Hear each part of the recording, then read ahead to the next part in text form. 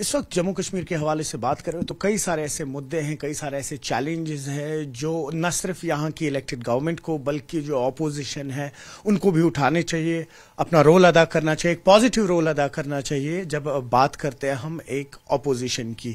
اس وقت ہمارے ساتھ فارمر منسٹر حکیم یاسین جڑے ہوئے ہیں، ان سے کچھ سوالات لیں گے۔ ہم سب سے پہلے یہ سمجھنا چاہیں گے یاسین صاحب کہ ریشنلائزیشن آف ریزرویشن کا جو مدعا ہے ہمارا، ابھی سے آج سے ٹھیک ایک ہفتے بعد جو کانگریس کی، معاف کیجیے گا، نیشنل کانفرنس کے MP ہے آغا اللہ، انہوں نے کہا کہ بچوں کے ساتھ بیٹھیں گے، پروٹیسٹ کریں گے وہ، لیکن کہیں نہ کہیں یہ بات بھی کلیئر ہے کہ جب تک ایک کاسٹ سینسس نہیں ہوگا، جب تک ایڈوکیٹ جنرل کی نیوکتی نہیں ہوگی جموں کشمیر لداخ ہائی کورٹ میں، تب تک اس ایشو کو آگے بڑھایا نہیں جا سکتا۔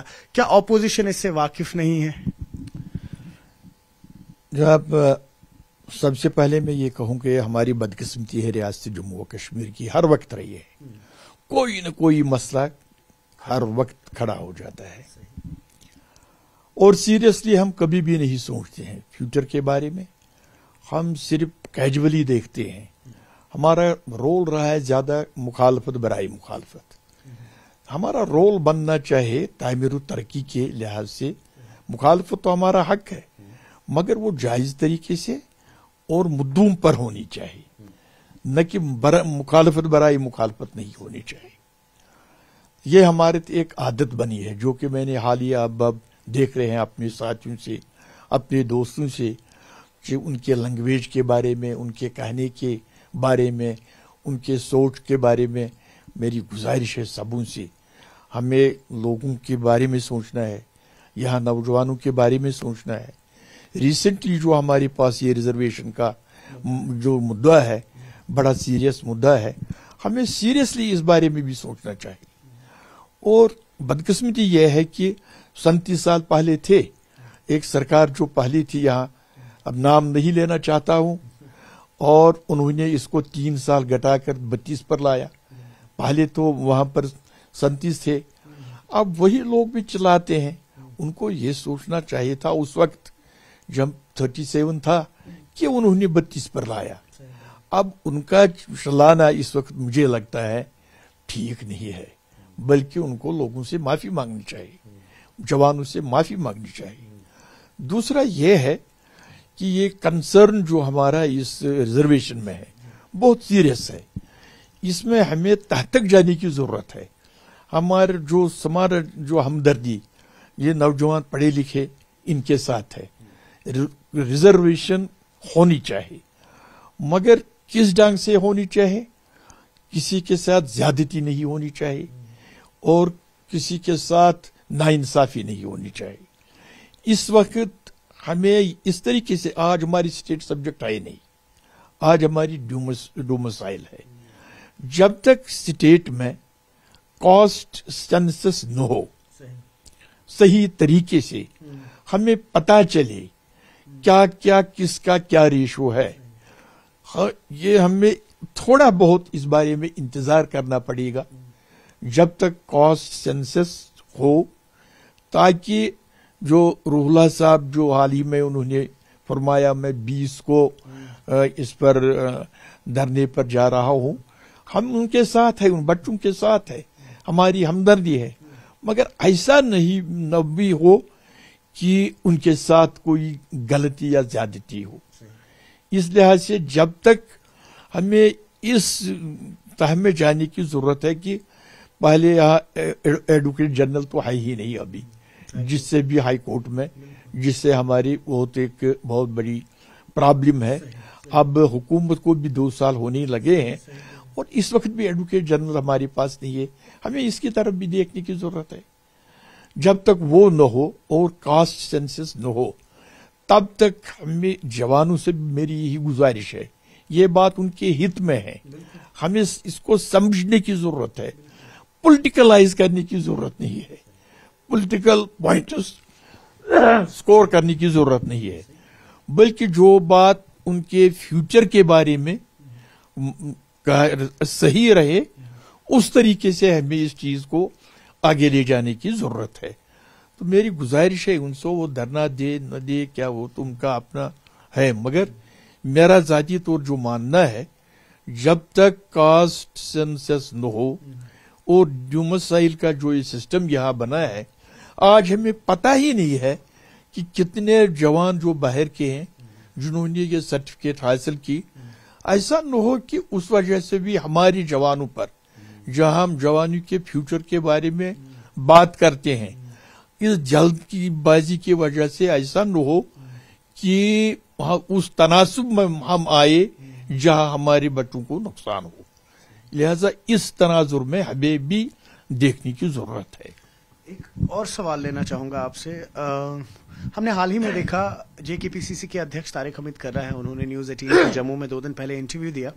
دبے الفاظوں میں کہا انہوں نے، حالانکہ ہم انہیں مس کوٹ نہیں کریں گے، انہوں نے کہا کہ جب ان سے پوچھا گیا نیشنل کانفرنس اور کانگریس کی الائنس کو لے کے، تو انہوں نے کہا کہیں نہ کہیں کچھ چیلنجز ہیں. ہم چاہ رہے تھے کہ ایک کامن منیمم پروگرام کے تحت ہم لوگ آگے بڑھے، اور جو الائنس تھی ایک لارجر کاز کے لیے تھی تاکہ ہم لوگ بی جے پی کو پاور کاریڈور سے باہر رکھ سکیں، اور وہ ہم کامیاب ہو گئے ہیں کرنے میں. لیکن اس کے بعد اب نیشنل کانفرنس جو ہے وہ کئی سارے ایسے ڈیسیجنز لے رہا ہے جس کی ہمیں خبر نہیں ہوتی ہے، اور الائنس کے لیے کہیں نہ کہیں یہ صحیح نہیں ہے.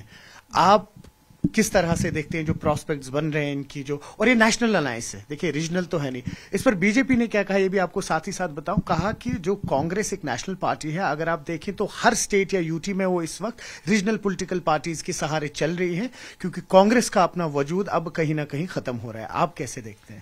کہ بر سر یہ بہت بڑا مسئلہ ہے، اس میں ذاتی طور جانا نہیں چاہتا ہوں، مگر ہمیں تجربہ ہے جب بھی یہاں پر کولیشن بنی، یہ آج ہی نہیں ہے. آپ بھی تو میں بھی تھا.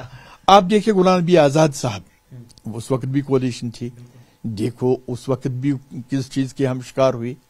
اگر اس وقت وہ بات نہیں ہوتی، میں وثوق سے کہتا ہوں آج جموں کشمیر کی صورتحال کچھ اور ہوتی. اس سے پہلے بھی نیشنل اور کانگریس کی اور آپ نے وہ بھی دیکھا. اب ان کو بھی چاہے تھا سبق سیکھنا، ایک سٹیپ اٹھانے سے، کیونکہ یہ تجربے پہلے یہاں سارے ناکام ہوئے. اب 4تھے بار یہ تجربہ کرنا، اب اس پر واویلا کرنا یا اور کچھ کہنا، میں سمجھتا ہوں کہ یہ ان کو ہی اس بارے میں سوچنا چاہے کہ یہ ایک نیا تجربہ نہیں ہے. اس سے پہلے بھی ایسے تجربے ہم نے کیے جو ناکام رہے. بس آخری سوال آپ ہی کے جواب سے لوں گا. پولیٹیکل تجربے بہت ہو رہے ہیں جموں کشمیر میں، آج سے نہیں، بہت پہلے کی بات ہے. جب سے آپ منسٹر رہے، ایم ایل اے رہے ہیں، پولیٹیکل تجربے کافی ہوئے ہیں. اس کے بعد ہم نے اس کی کنٹینیویشن دیکھی، بھلے ہی پھر ہم بخشی کے دور کی بات کر لیں، انجینئر رشید کے دور کی بات کر لیں، یا اب آغا روح اللہ کے دور کی بات کر لیں. کس طرح سے سم اپ کریں گے جو چینجز آ رہی ہیں اس وقت؟ ایک جیسے آپ نے ابھی خود بھی کہا، اپوزیشن جو ہے اب ان کی لینگویج کافی اگریسو ہوتی تھی، جو آج سے 5-8 سال پہلے یہاں نہیں ہوتی تھی. اپوزیشن نے بھی ایک نئی پولیٹیکل لینگویج، ایک نیا پولیٹیکل سٹائل اڈاپٹ کر لیا ہے یہاں پر، یا جو اوور آل پولیٹیکل پارٹیز ہیں یہاں کی. اس کے کچھ کارن ہیں تو جو میں بیان نہیں کر سکتا ہوں. اس لحاظ کے جو منڈیٹ یہاں ملا وہ ایک پارٹی کو بہت بڑی بہمت سے وہ منڈیٹ ہوا. اسی کارن سے جو آج ہم یہ دیکھ رہے ہیں، جو یہ سسٹم آپ ہم دیکھ رہے ہیں، بالکل اس میں تغیر و تبدیل ہر ایک پارٹی میں. ہر ایک پارٹی اپنے فیلڈ کے لیے، اپنے لوگوں میں اپنے وجود کو زندہ رکھنے کے لیے ایسا طریقہ کار انہوں نے اختیار کیا. ورنہ ان کو بھی معلوم ہے جو ہم کر رہے ہیں یہ صحیح نہیں ہے، مگر ایک مجبوری کے تحت وہ ہم سب، میں بھی اس میں شامل ہوں، یہ کر رہے ہیں. مگر یہ تو لوگ اللہ کے بعد سپریم وہ ہے، انہوں نے ایک راستہ چنا. ہمیں اب اس کو بھی دیکھنا چاہیے کہ جب تک میرا یہ ہے اسٹیٹ جو جب تک ہمیں ملے گی نہیں، تب تک یہ مسئلے اسی طرح ہوتے رہیں گے. اپنے پرسنل پوائنٹ سکور کرنے کے لیے ہمیں صرف زیادہ سے زیادہ لوگوں کے جو مفادات ہیں، چاہے وہ سیاسی ہو، امپلائمنٹ کے لحاظ سے ہو، یا ریجنل ازم کے جو آپ دیکھ رہے ہیں آج بدقسمتی سے ویشنو دیوی کے بارے میں، اور میرٹ کا اب یہاں شاید کا جب ہم लड़ते थे कि नहीं आपने मेरिट पर नहीं फैसला किया, उस पर धरना देते थे। आज हम धरना देते हैं जो मेरिट पर ले गए और दयानतदारी और ईमानदारी से शराई बोर्ड ने वो जो उसके मुंतजमीन थे उनकी सिलेक्शन की। तो इसमें किस ढंग से हम बात करेंगे, बिल्कुल इंसान आज बिल्कुल हैरान है। और कोई सही बात जो यहाँ करे उसकी भी तनकीद हो रही है, सही काम जो करे उसकी भी हो रही है। उसके बहुत कारण है जो मैं इस वक्त के लिहाज से भी आपके वक्त को मजबूरी को मद्देनजर कोई टाइम आएगा डिटेल में आपसे इन मुद्दों पर बात करूंगा। बस मुख्तसरन एक सवाल अब बात छिड़ी है आज तो। सीएम उमर अब्दुल्ला ने दिल्ली में पिछले हफ्ते एक प्राइवेट एक चैनल थी, वहाँ एक समिट हो रहा था, उस पर उन्होंने बयान दिए कुछ, जिसमें से कुछ बयान यहाँ पॉलिटिकल पार्टीज या यहाँ के लोगों में सही ढंग से वो नहीं अडॉप्ट कर पाए, उसको अब्जॉर्ब नहीं कर पाए। लेकिन साथ ही साथ उन्होंने अलायंस के हवाले से भी कहा कि मुझे लगता है इंडिया अलायंस जो है ये व्हील चेयर पे है, आईसीयू की तरफ जा रही है, इस तरीके का उनका एक बयान था। देखिए, उन्होंने ये तो देख लिया है कि जो हालिया बिहार में या दूसरी जगहों पर जिन लोगों का जो जिस तरीके से मैंडेट आया, जिस लिहाज से उन्होंने ये अलायंस, ये उनकी है जो है, मैं हम अलायंस में नहीं है, मगर हम एक सेक्युलर माइंड लोगों के साथ हमारा जरूर ताल्लुक है, वहाँ हम भी राय देने के बिल्कुल रहे हैं। तो जो वो देख रहे हैं उसने इस लिहाज से नहीं, जो मेरी जाती राय है, उसने इशारा दिया इनको कि आपको रिव्यू करना चाहिए अपने जो आपका तरीका कार रहा है इस अलायंस के करने से, इसको मजबूत करने की जरूरत है, वरना जो हम देख रहे हैं उस लिहाज से ये वेंटिलेटर पर है। और वोट चोरी पे जब पूछा उनसे तो कहा मैं नहीं मानता वोट चोरी हो रही, लेकिन उनके जो मतलब अलायंस में सबसे ग्रैंड पार्टनर्स है कांग्रेस, वो कहता है नहीं वोट चोरी है। फारूक अब्दुल्ला कह रहे हैं वोट चोरी हो रही है। अगर वोट चोरी हुई होती तो यहाँ क्यों नहीं हुई? अगर मैंने भी इलेक्शन हारा, मैं नहीं कह रहा हूं कि वोट चोरी हुई, हम उस मंडेट का एहतराम करिए, रोटू का मंडेट है, कोई वोट चोरी यहाँ भी नहीं हुई। हालांकि मैं कहना चाहता था अपने लिहाज से कि आप पता है जम्मू कश्मीर में अगर कोई मजबूत कॉन्स्टिट्यूंसी है वो तो सिर्फ हकीम यासीन की कॉन्स्टिट्यूंसी है, मगर मैं भी लोगों का मैंडेट मैंने तस्लीम किया, इसलिए इस चीज को मैं मानने के लिए तैयार नहीं हूं। जहां लोग वोट देते हैं वही रिजल्ट सामने आता है। इसीलिए उमर साहब ने शायद ये कहा होगा इशारतन, उसकी हमदर्दी है इसके साथ कि आप मजबूत हो जाए, बाहमी इख्तिलाफ खत्म करो, वरना आप उस पोजीशन में हैं कि जहां आप उस रिवाइव करने की जरूरत है, वरना खतरात है। इसीलिए उस लिहाज से उसने इसकी वजाहत की, तो ये उनके लिए इशारा है, वरना वो अलायंस से बाहर अभी आए नहीं।